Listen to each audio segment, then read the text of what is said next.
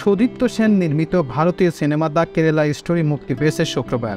মুক্তির পর থেকে বক্স অফিসে ঝড় তোলে সিনেমাটি, কিন্তু বেশি দিন চলতে পারল না এই সিনেমাটি। সিনেমা চলার আগেই হঠাৎ করে নিষিদ্ধ করা হলো দ্য কেরালা স্টোরি এই সিনেমাটি। কী কারণে নিষিদ্ধ করা হলো সেই বিষয়ের উপর চমকপ্রদ কিছু তথ্য এখন আপনাদের সামনে শেয়ার করব। তো চলুন মূল প্রতিবেদনে চলে যাওয়া যাক।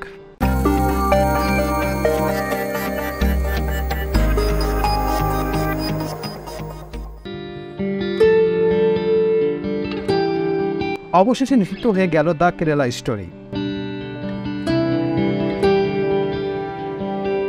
দ্য কেরালা স্টোরি মুক্তি পেয়েছে 5 মে।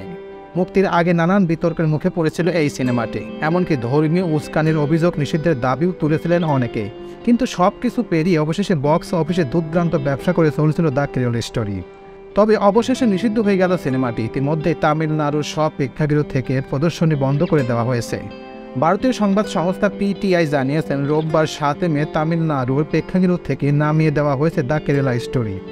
আইন শৃঙ্খলা বিঘ্নিত হতে পারে এমন অজুহাতে তামিলনাড়ুতে সিনেমাটি প্রদর্শনী বন্ধ করেছে ওই রাজ্যের থিয়েটার ওয়ান্স অ্যাসোসিয়েশন। পাশাপাশি তাদের দাবি সিনেমাটি দেখতে দর্শক হলমুখী হচ্ছেন না।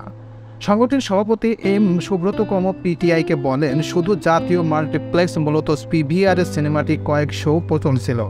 আইন শৃঙ্খলার কথা মাথায় রেখে সেইগুলোতেও না চালানোর সিদ্ধান্ত নেওয়া হয়েছে।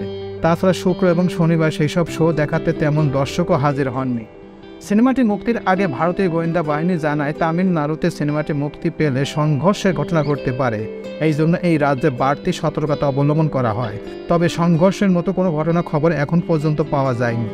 এদিকে জানা গেছে যে জোরপূর্বকভাবে কেরালার হিন্দি এবং খ্রিস্টান মেয়েদের ইসলামে ধর্মান্তকরণের পাশাপাশি আইসিসিতে যোগদান করার প্রেক্ষাগৃহে নির্মিত হয়েছে এই সিনেমাটি। প্রসঙ্গত 2016 সালে উত্তর কেরালার 21 জন মেয়ের গায়েব হয়ে গিয়েছিল। মূলত সেই বাস্তব ঘটনা থেকে অনুপ্রাণিত হয়ে দ্য কেরালা স্টোরি গল্পটি নির্মিত হয়েছে।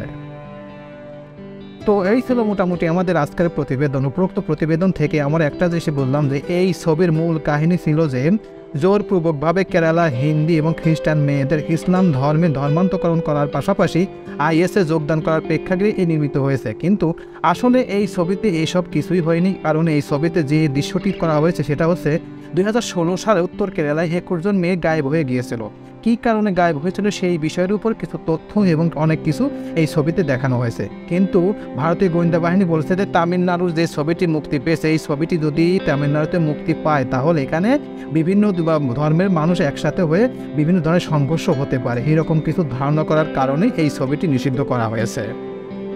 প্রিয় ভিউয়ার্স, আমার এই তথ্য এবং ভিডিওটি যদি আপনাদের কাছে একটুখানি ভালো লেগে থাকে তাহলে অবশ্যই লাইক, কমেন্ট, শেয়ার করবেন এই ভিডিওটি। আর যারা এখন পর্যন্ত আমার এই চ্যানেলটি সাবস্ক্রাইব করেন নাই তারা দ্রুত আমার এই চ্যানেলটি সাবস্ক্রাইব করে রাখবেন। তো আজকে এই পর্যন্তই, সবাইকে ধন্যবাদ জানিয়ে এখানেই শেষ করছি। আল্লাহ হাফেজ।